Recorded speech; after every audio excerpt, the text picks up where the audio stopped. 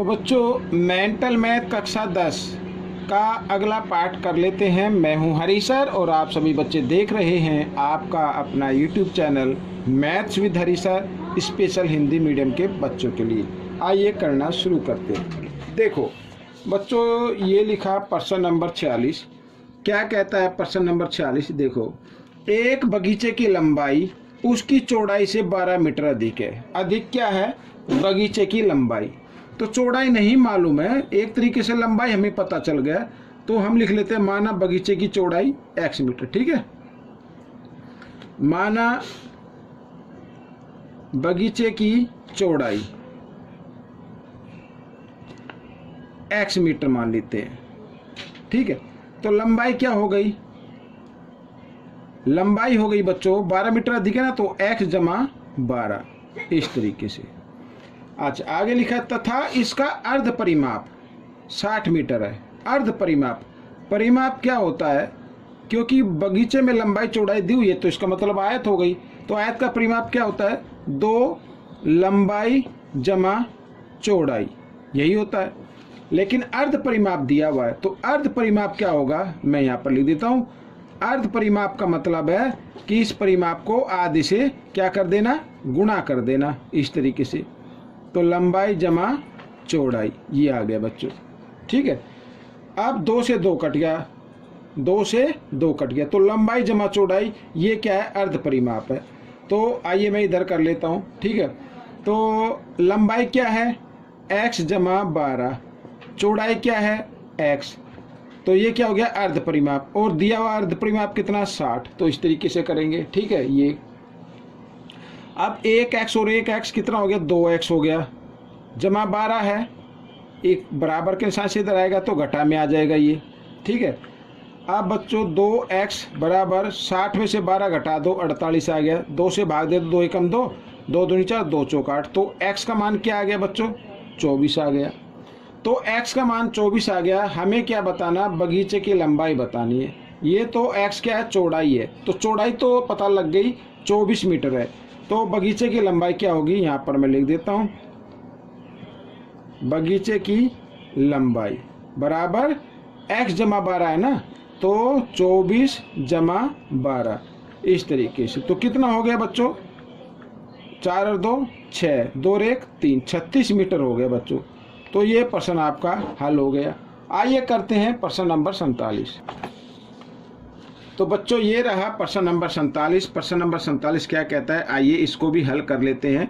देखो, 3 किताबों और 4 कलमों का कुल मूल्य 257 रुपये है तथा 4 किताबें और 3 कलमों का मूल्य कुल 324 रुपये है। तो 2 किताबों और 2 कलमों का मूल्य हमें बताना है। ठीक है, बहुत ही आसान है। तो इसमें हम पहले ये मान लेते हैं भाई, हमें ये तो नहीं पता, हमें इतना दिया 3 किताबों और 4 कलमों का मूल्य दिया हुआ है। तो हम इसमें क्या मान लेते हैं? माना एक किताब का मूल्य x रुपये, माना एक किताब का मूल्य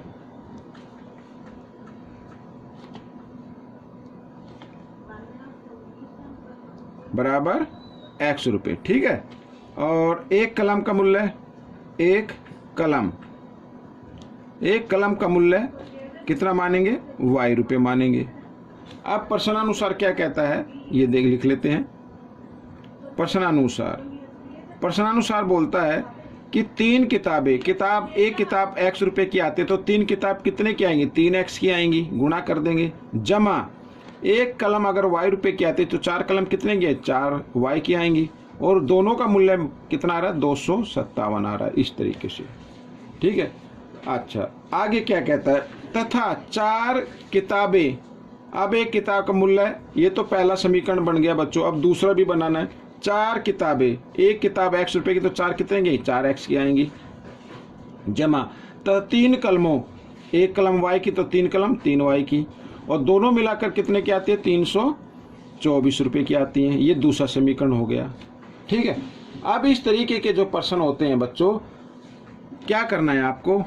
ठीक है, अब जब यहाँ पर ये चर, देखो ये वेरिएबल इंग्लिश में बोलते हैं, हिंदी में चर बोलते हैं। अगर ये एक्सचेंज हो गई हो, यहाँ पे 3x था, या 3y आ गया, इधर 4y था इधर 4x आ गया, ऐसे एक्सचेंज हो गई है। इस तरीके का अगर कोई क्वेश्चन आता तो पहले क्या करें, एक बार आप जमा कर ले। आइए जमा कर लेते हैं। 4 और 3 7, 7x 7y बराबर 7 और 4 11 हासिल 1, 5 और 2 7 और 1 8, ठीक है, और 3 और 2 5 ही आ गया बच्चों। अब 7 से इसको काट लीजिए, 7 एकम 7, 7 एकम 7, 7 अट्ठे 56 और 7 तिया 21, इस तरीके से। तो x जमा y बराबर 83, ये आपका समीकरण बन गया 3, ठीक है। अब हमने जमा किया था, अब एक बार घटा लेना है। क्या कर लेना है, घटा लेना है। अब घटाना है तो घटा के लिए घटा का निशान आपको लगाना होगा इस तरीके से। ये घटा ये जमा, बड़ा नंबर घटा का आ गया, अब 4 में से 3 गया 1x, तो घटा 1x आएगा, इधर जमा 1y आएगा, ये भी घटा जमा घटा हो जाएंगे, ठीक है। 4 में से 3 गया 1y आ गया, और बराबर इसमें 324 में से 257 घटा लो इस तरीके से, ठीक है। 14 में से 7 गए 7, यहाँ पे रह गया 11, 11 में से 5 गए 6, ठीक है। तो ये आ गया, कितना आ गया 67 आ गया, लेकिन किस चीज़ का है, घटा का है, बड़े नंबर के सामने घटा है तो घटा 67 इस तरीके से, ठीक है। ये हो गया, ये समीकरण बन गया आपका चौथा। समझ में आ गया। अगर आप चाहते हैं कि भाई ये तो घटा का आ गया, हम इसका निशान बदलना चाहते तो आप निशान भी बदल सकते हैं, अदरवाइज इस समीकरण से भी आप हल कर सकते हैं। निशान बदल लेते हैं, तो घटा का तो इसको जमा का बना दो, ये जमा का तो इसको घटा का बना दो, और ये घटा का तो इसे जमा का बना दो, इस तरीके से भी आप कर सकते हैं। आप क्या करना है, समीकरण 3 और ये 4, ये जो नया लिया है, इस समीकरण को हम क्या करते हैं, लिख लेते हैं, और एलिमिनेशन मेथड का यूज करते हुए इसको हल करेंगे, ठीक है। इसके नीचे समीकरण 4 लिख लीजिए, x घटा y बराबर 67 इस तरीके से। आइए अब ये जमा घटा घटा ये तो कट गए, 1x और 1x 2x हो गया बराबर 7 और 3 कितना हो गया 10, 8 अच्छा 14 और 1 15, 2 से काट दिए, 2 एकम 2, 2 सत्ते 14, 2 पंजे 10, तो x बराबर आ गया 75। किताब का मूल्य आ गया बच्चों, किसका आ गया, किताब का मूल्य। तो यहाँ पर मैं लिख देता हूँ किताब का मूल्य, एक किताब का मूल्य आ गया 75 रुपये, ठीक है। अच्छा अब क्या करना है, इस x के मान को किसी भी समीकरण में रख दो। आइए इस समीकरण में रख देते हैं, ठीक है, इस समीकरण में रख दो, या ये जमा वाली समीकरण इसमें रख दो, एक ही बात है। तो आइए यहाँ पर आप चाहे तो लिख भी सकते हैं कि x का मान समीकरण 3 में रखने पर या समीकरण 4 में रखने पर मैं सीधा रख देता हूँ। तो जहाँ पे x लिखा है वहाँ पे x का मान रख देते 75, जमा फिर लिखा y, तो y यूं का यूं, और बराबर लिखा 83, ठीक है। तो y बराबर 83 जमा 75, इधर आकर ये घटा 75 हो जाएगा, और y बराबर जब हमने इसको घटाया तो आ गया बच्चों कितना, 8 आ गया बच्चों। तो ये आ गया कलम। तो एक कलम का मूल्य कितना आ गया, लिख लेते हैं, एक कलम का मूल्य आ गया 8 रुपये, ठीक है। अब इसमें पूछा क्या है कि 2 कलमों और 2 किताबों का मूल्य बताना है। तो एक किताब 75 की आती है, तो 2 किताब कितने की आएंगी, 150 रुपये की आएंगी, जमा एक कलम 8 रुपये की आती है, 2 कलम कितने की आएंगी, 16 रुपये की आएंगी। दोनों को जमा किया तो 166 रुपये आ गया बच्चों, ये आपका उत्तर बन गया, ठीक है। आइए करते हैं प्रश्न नंबर 48। ये रहा प्रश्न नंबर 48, ठीक है, ये रहा। तो प्रश्न नंबर 48 क्या कहता है, ये भी आसान है। एक पिता की आयु उसके पुत्र की आयु की 3 गुणी है, यानी जो पुत्र की आयु है उससे 3 गुना किसकी है, पिता की आयु, ठीक है। अच्छा आगे देखो, यहाँ पर मैं ये लिख देता हूँ, मान लो पुत्र की आयु कितनी है x, तो पिता की आयु कितनी होगी, पिता की आयु हम मान लेते, क्या मान लेते हैं, y मान लेते हैं। अब प्रश्नानुसार क्या है, ये पुत्र की आ गई और ये पिता की आ गई। अगर दोनों को बराबर करना है, भाई ये तो 3 गुणी है, हमें बराबर करना तो पुत्र की आयु को 3 से गुणा कर दो, तो ऐसे बराबर हो जाएंगी, ठीक है। ये आपका एक समीकरण आ गया, समझो। अब क्या लिखा, 12 वर्ष पश्चात, 12 वर्ष बाद, तो 12 वर्ष बाद पुत्र की आयु क्या होगी, पुत्र की आयु पुत्र की आयु भाई x जमा 12 हो जाएगी, 12 साल ये भी बढ़ जाएगी, और पिता की आयु भी बढ़ जाएगी, तो पिता की आयु भी बढ़ जाएगी, y जमा 12 हो जाएगी। पुत्र की आयु की दुगुनी होगी, तो ये दुगुनी हो गई। अगर मैं इन दोनों को बराबर रखता हूँ, x जमा 12 बराबर y जमा 12, तो ये दुगुनी हो गई। क्या हो गई? दुगुनी। तो हम पुत्र की आयु को दुगुना कर देते हैं, तभी ये बराबर हो जाएगा। ठीक है, 2x 24 y जमा 12। ठीक है, इस तरीके से। अब देखो, अब x और y को आप ले आओ लेफ्ट साइड में, तो मैं इधर देख लेता हूं। 2x घटा y, ठीक है, y इधर आकर घटा का हो गया, बराबर का निशान लगाओ, ये 12, 24 इधर जाकर घटा का हो जाएगा, घटा 24। तो 2x घटा y बराबर 24 में से 12 घटा देंगे तो घटा 12 आएगा, क्योंकि बड़े नंबर के सामने घटा का निशान है। ठीक है, ये आ गया। अब देखो, y की जगह y का मान रख दीजिए। अब आप, ये समीकरण 2 हो गया, तो समीकरण 2 में समीकरण 1 का मान रख दो, y की जगह y का मान।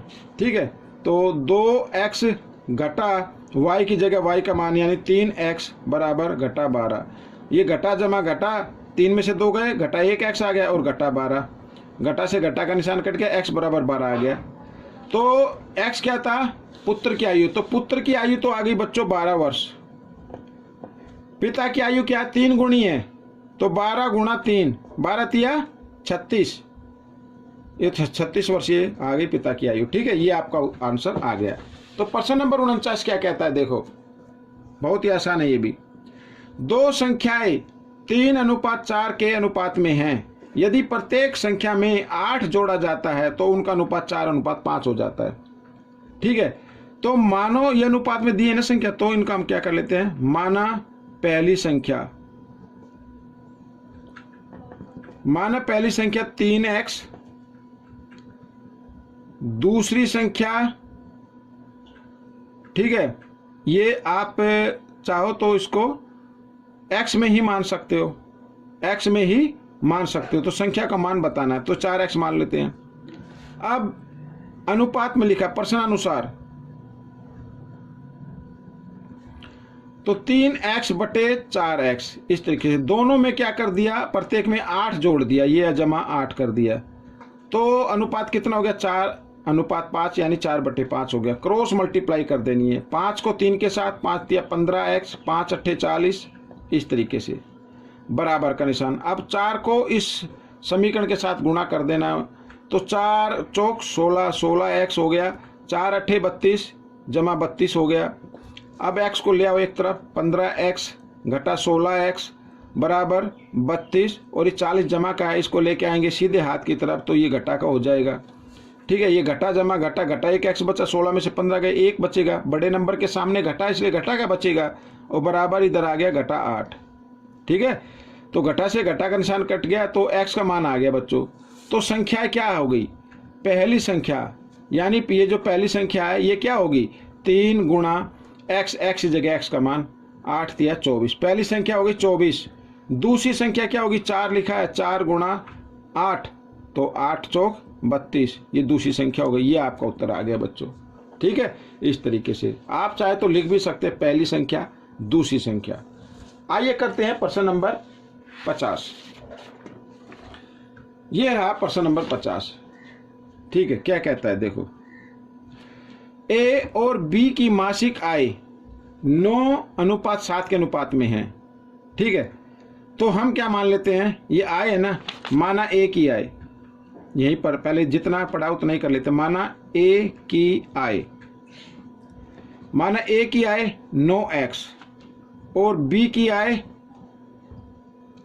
ठीक है, 7x, इस तरीके से मान लेते हैं। आगे उनका मासिक खर्च 4:3 में है। अब खर्च भी दिया हुआ है, तो ये ए की आय है, तो ए का खर्च है 4y मान लीजिए। ठीक है, ये x मानते ये y मान लेते हैं। और b का खर्च क्या मानते हैं? 3y। ठीक है, अच्छा आगे का। अब देखो, ये समीकरण बन जाएगा इसी से। यदि दोनों 1600 रुपये प्रति महीने की बचत करते हो तो प्रत्येक की मासिक आय बतानी है। अब देखो ए की आय, यानी ए की आय है 9x। 9x में से आय में से अगर खर्चा घटा दिया जाए, ए का खर्च कितना 4y, ए का खर्च घटा दिया जाए तो बाकी जो बचत होगी वो होगी 1600 रुपये की, इस तरीके से। अब बी की आय है 7x। अब बी की आय में से बी का खर्च घटा दिया जाए इस तरीके से, तो इसकी आय कितनी हो जाएगी, इसकी आय भी होगी 1600 रुपये, सॉरी बचत होगी 1600 रुपये की। ऐसे करना है, ठीक है। अब क्या करना है, अब आपको एलिमिनेशन मेथड का यूज करते हुए आपको या तो y वाले पद या x वाले पद को बराबर बना लेना है, ठीक है। आइए y वाले पद बराबर बना लेते हैं। तो हम क्या करेंगे, नीचे 3 लिखा तो ऊपर वाले समीकरण को 3 से गुणा कर देंगे, और ऊपर 4 लिखा तो नीचे वाले समीकरण को 4 से गुणा कर देंगे, इस तरीके से बराबर हो जाएंगे। तो 9 तिया 27, 27x घटा 4 तिया 12, 12y आ गया। 16 तिया 48, 4800 आ गया 4 से। 7 चौक 28, 28x आ गया, और 4 तिया 12, ये 12 आ गया, 12y आ गया, ठीक है। और 16 चौके 64, ये 6400 आ गया। अब क्या करना है, आपको घटा देना है। घटाने के लिए घटा का निशान लगाना पड़ेगा। ये घटा तो ये जमा का लगा हो जाएगा, और ये घटा का इस तरीके से। ये घटा ये जमा, ये तो कट गए, और 28 में से 27 घटा देंगे तो 1x आएगा बच्चों, इस तरीके से। तो घटा 1x, ठीक है, और बराबर इधर है, ये आ जाएगा, कितना आएगा 14। तो इसमें से घटाना, 14 में से 8 गए 6, यहाँ रह गया 5, 5 में से 1 गया, 5 में से 4 गया 1, ये आ गया। और बड़े नंबर के सामने घटा, इसलिए घटा का आ गया। तो घटा से घटा का निशान काट दिया, x का मान आ गया। अब पूछा था कि मासिक आय कितनी है, तो ए की मासिक आय यहाँ पर लिख देते, ए की मासिक आय, ठीक है। ये नीचे जो है ये दूसरा क्वेश्चन था, तो यहाँ जगह थी तो इसलिए मैं इस पे करा रहा हूँ। ए की मासिक आय,